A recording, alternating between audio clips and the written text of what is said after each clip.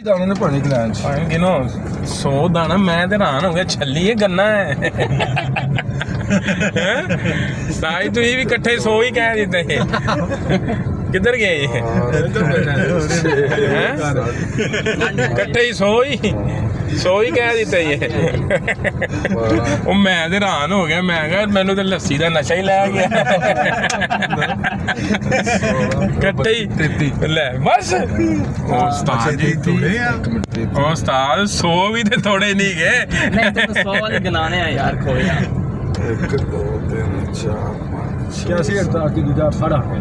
ਉਹ ਇੱਥੇ ਲੱਭਣੀ ਨਹੀਂ ਇੱਥੇ जब ट्रेड की पर जब कैसे करता फड़ा है ਵਰਕਰ ਵੀ ਜਿਹੜੀ ਚੱਲੀ ਸਾਰੇ 16 ਸਿੱਧਾ ਭਾਈ 32 ਜ਼ਰਬ 16 ਇਮਰਾਨ 32 16 ਕੈਲਕੂਲੇਟ ਕਰ ਜਰਾ